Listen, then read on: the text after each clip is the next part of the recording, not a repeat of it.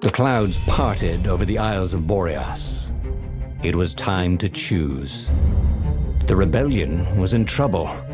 Ravens were scouting for the secret rebel base. They needed a game changer. Pieces of the Sky Ripper had surfaced. Renato knew that using it could go catastrophically wrong, but he was sure he could figure out how to use it safely. Also, a temple had risen out of empty desert. The Iblis stone was hidden there. It was a dangerous artifact. It could corrupt its user into a bloodthirsty monster. Maybe he could find a way to use it, to take its power without surrendering to its wickedness. And also, his old friend Lapino needed rescuing. Of course, Renato had a pretty strong suspicion that Lapino had betrayed the rebellion, and he had a gut feeling that he needed to use that to his advantage.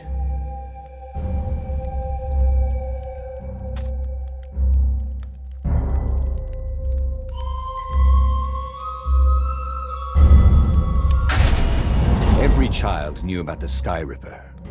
The Transcendent Emperor had buried its pieces deep. And then, this Emperor's horrific sacrifices had brought it back to the surface. Renato wasn't exactly sure how to use the legendary weapon. But surely, there must be some way to do it without provoking another catastrophe. Had he, somehow, summoned the long-lost components of the legendary weapon out of the deep places of the Earth? It was more than Renato could fathom.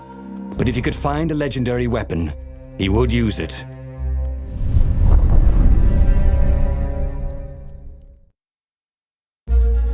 As he set foot on the island, Renato couldn't help feeling a bit curious.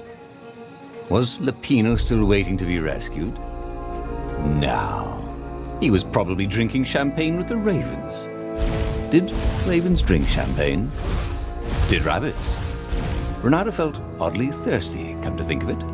Why had he chosen the Sky Ripper? Renato never made plans that required constant vigilance. He was a hero. He didn't think too much. He just went with his gut and hoped it all worked out.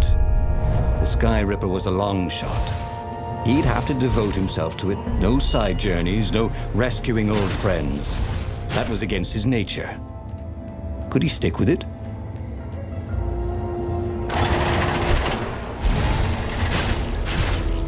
The people who had built this castle, did they even know what monstrous weapon lay hidden within their walls?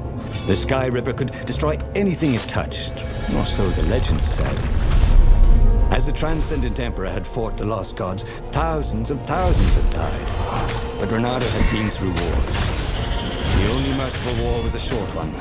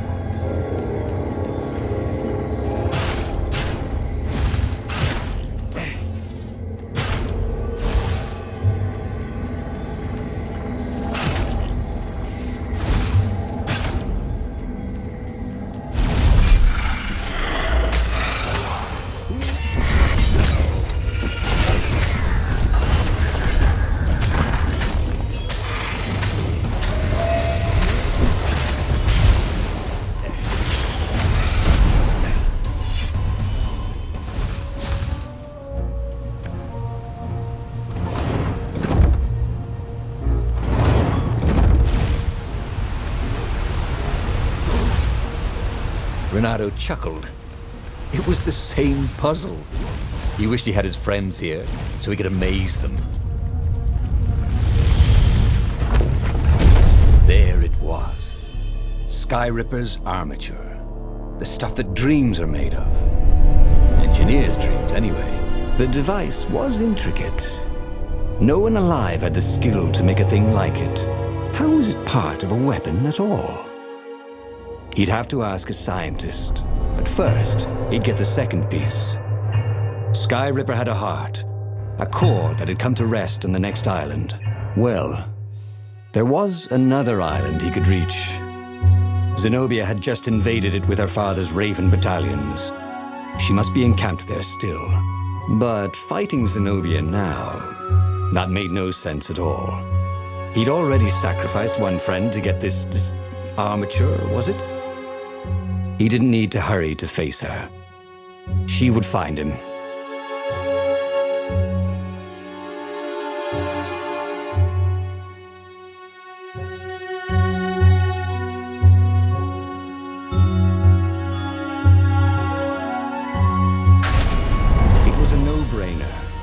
He'd sacrificed his old friend Lapino to get the armature.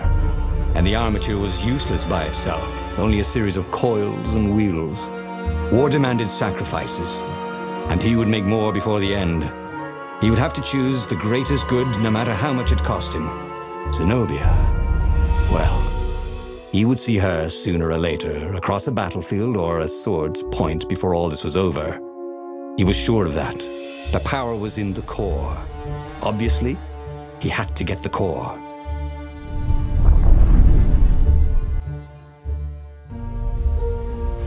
Doubt sunk in before he was even out of sight of the Farfarer. Why had he chosen the Sky Ripper? It was the sort of path he'd always avoided. The path of responsibility, of seriousness. Had he grown up? He didn't feel grown up. He'd made this decision from his gut, like he always did. Somehow, he'd impulsively decided to stop being impulsive. Did that make any sense?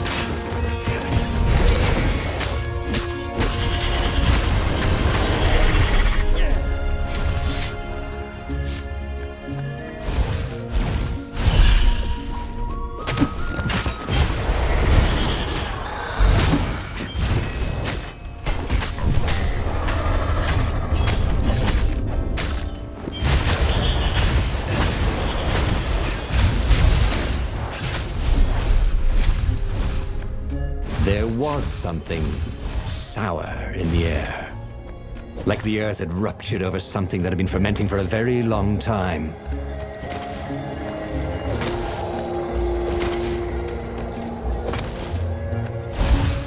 There were fewer and fewer trees. There were only these huge crystalline growths. Had those been here before? He no longer heard birds except for the feverish cawing of the ravens when they attacked. He couldn't smell the small animals of the forest, the mice and rabbits. Where had they gone? And he was getting hungry, too. This was an unhealthy place to be. Renata could feel the burn.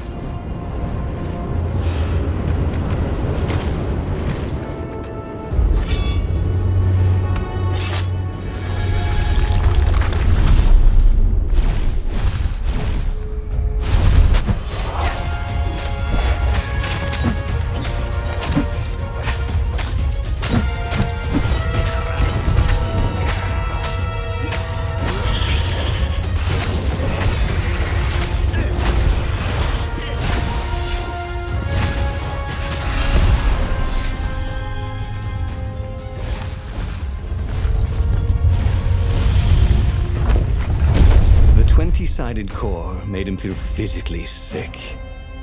Once he had sneaked into a temple of the dark art, and he hadn't liked what he smelt and saw there. This felt like that.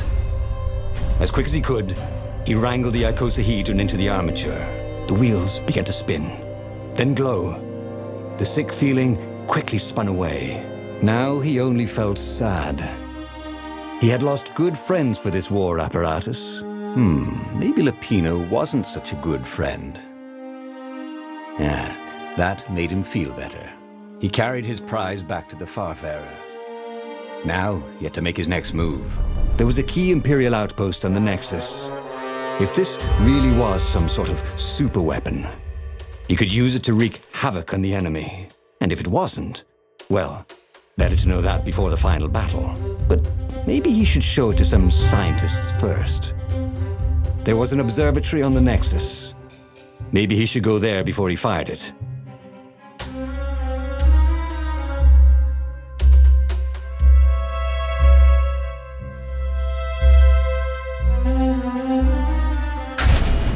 Well, of course, if you've just assembled a weapon out of legend that can exile gods from the world, you'd want to have a scientist or two look at it.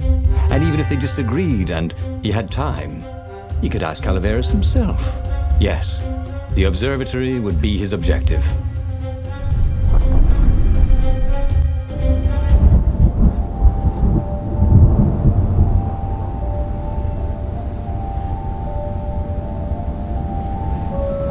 Why had the parts of the Sky Ripper only surfaced now, thousands of years after the Transcendent Emperor had dismantled it? The mad Emperor Isengrim had performed terrible, bloodthirsty rituals to invoke the lost gods. Was that why these ancient artifacts were rising out of the ground? How perfect, then, that the Sky Ripper would reappear to be his destruction. And, hopefully this time, just his destruction.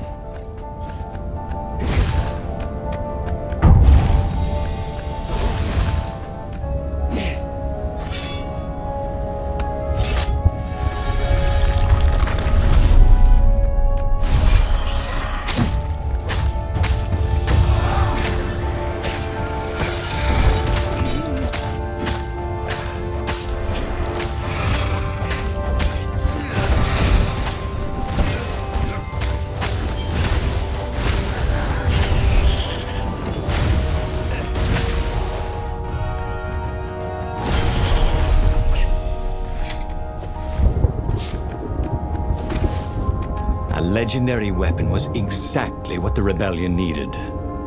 They were outnumbered. The once kind emperor had become a tyrant. But his ravens stayed loyal, for he fed them his victims, and the other animals were too frightened to rebel. Renato shuddered at what the emperor was trying to do. To bring back the lost gods, the Black Harvest, the Black Sun? No. He would stop that toad, no matter what the risk.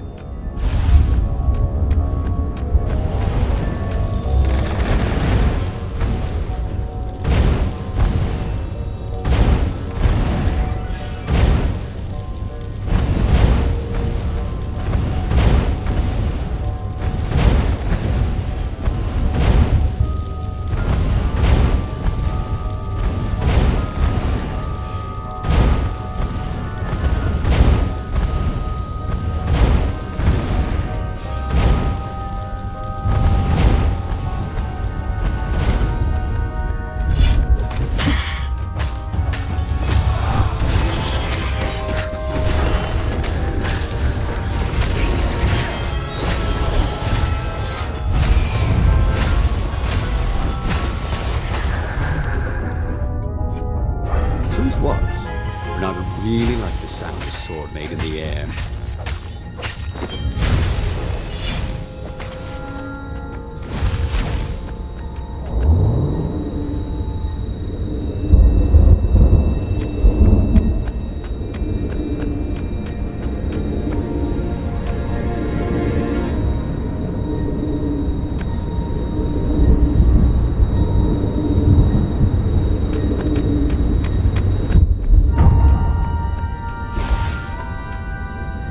Renato was thrilled. The scientists seemed to think he'd put the Sky Ripper together right. But one toad was worried. Yeah, the Sky Ripper could tear a hole in existence itself. There are invisible strings that tie the universe together. If the Sky Ripper cut one, the hole would widen and widen until our whole existence fell into it. Another toad sighed. Irving still believes in string theory. At least go see Calaveras. Yeah, said the worried toad. He knows more than anyone else has forgotten about the Transcendent Emperor. If anyone could tell him how to use this weapon safely, it would be Calaveras.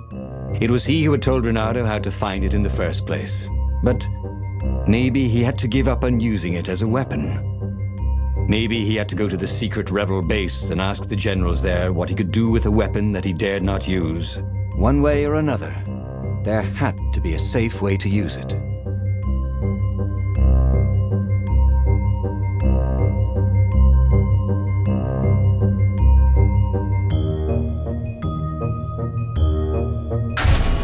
Well, he should have known he'd have to consult Calaveras again. The scientists at the observatory were smart enough. But what did they know of the Transcendent Emperor? He hoped it wouldn't delay him too long. The rebels had scheduled the final battle soon. Every day they delayed risked the exposure of the secret base. And some soldiers were already drifting back to their homes and families. Calaveras would fix the Sky Ripper for him, and then he would win the final battle.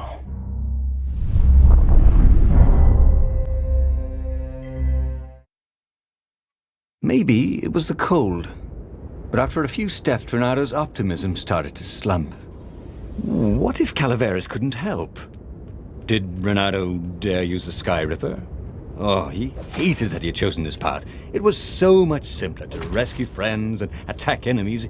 Even if some of those friends were more trouble than his enemies, some of those enemies had been friends before and might be lovers after. No, okay, it wasn't all that much simpler, no. Physics made his brain hurt. That, at least he was sure of.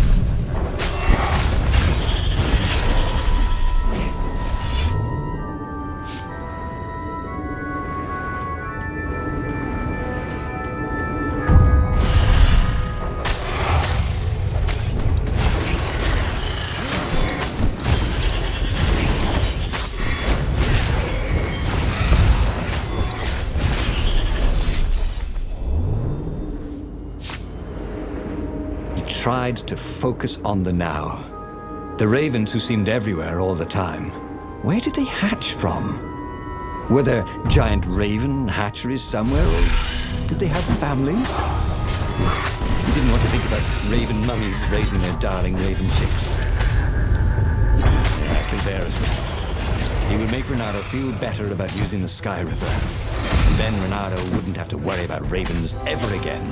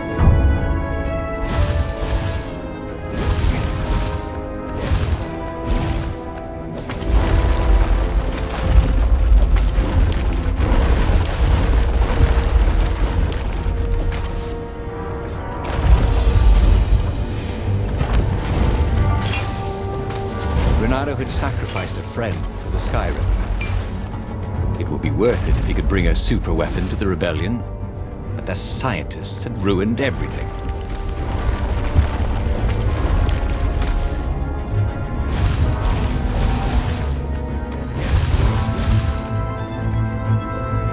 Calaveras had never let him down. Yeah, of course I can make it work better. But when Renado explained about the strings, Calaveras grew thoughtful. Oh, strings, you say? Well, the Arcana do speak of the ties that bind the world. He drew many intricate symbols in the dirt. Yeah, so, according to my calculations, each time you fire, I'm afraid there's a 1 in 128 chance you'll destroy the universe. That's pretty good odds. That's like rolling, 21 dice and they all come up 6.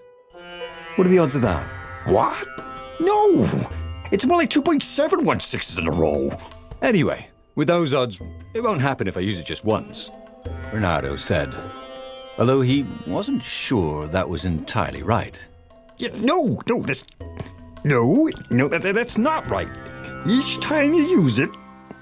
Okay, look, just don't use it ever. All right, I guess. As he sailed towards the fleet, Bernardo could see the dropships of the rebels coming out of the clouds. This was it. The big battle. They could not afford to lose this one. What if it didn't go well? What if he had to use the Sky Ripper? Could he risk the entire universe in the throw of a dice? On the other hand, what were the odds of rolling 21? Or was it 2.71? 6s in a row. He had a feeling they were surprisingly good. That is, bad. Anyway, the odds were big. His brain was hurting again.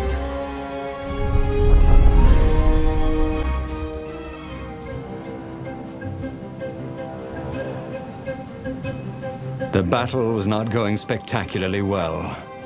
What had the rebels been thinking? They'd been thinking he would bring the Sky Ripper, or the Iblis Stone, or that he'd sideline Zenobia somehow, or turn her. Couldn't he use the Sky Ripper just once? After all, if chances were 1 in 128, that meant he'd for sure be okay the first time. They'd get worse each time he used it, but the first time would be okay, right? He wasn't sure that it was right. So he didn't fire the Sky Ripper. He just brought it along, in case.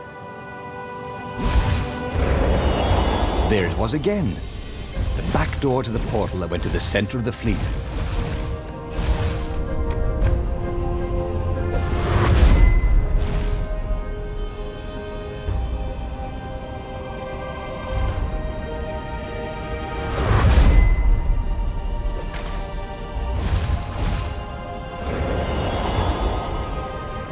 Someone had told him the odds didn't change just because you'd had a streak of good luck. His gut told him that was wrong, though, and he always listened to his gut. On the other hand, 128 chances to win, but one of them to destroy the universe.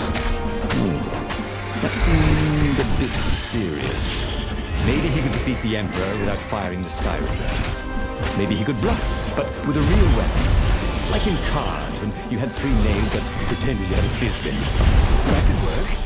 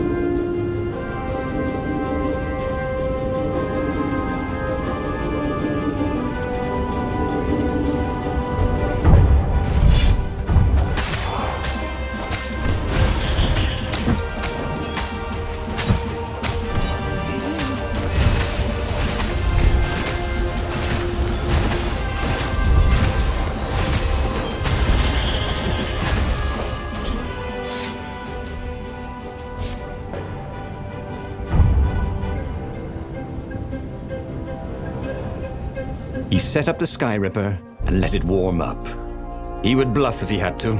Zenobia came out, flanked by a very daunting platoon of ravens. You won't actually use that, she said in that annoying, I know everything because I'm a cat and you know nothing because you're just a fox voice she had. Oh, I know the odds. Good, because there's a real chance you could destroy the universe.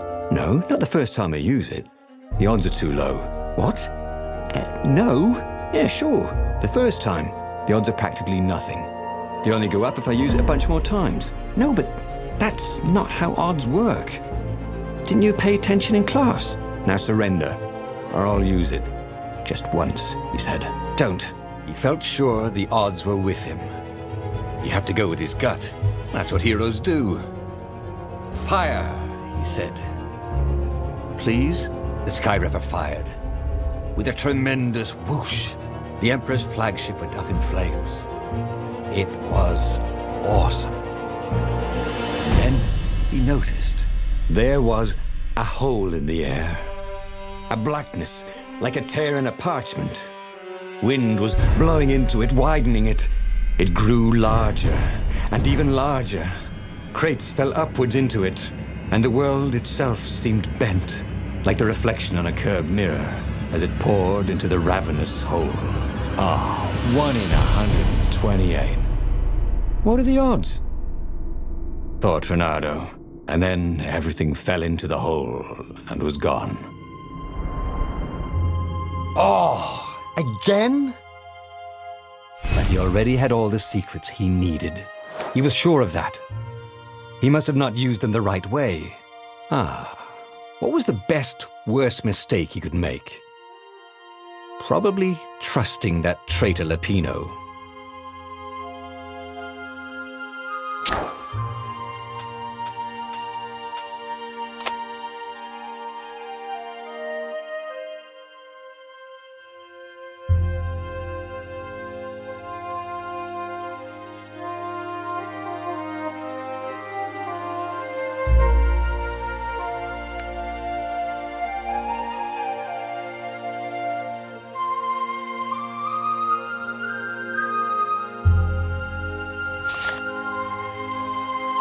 The book's pages fluttered to the beginning once again, faster than before, and he fell. The clouds parted over the Isles of Boreas. It was time to choose. The rebellion was in trouble. Ravens were scouting for the secret rebel base. They needed a game changer. Pieces of the Skyripper had surfaced. Reynardo knew that using it could go catastrophically wrong, but he was sure he could figure out how to use it safely.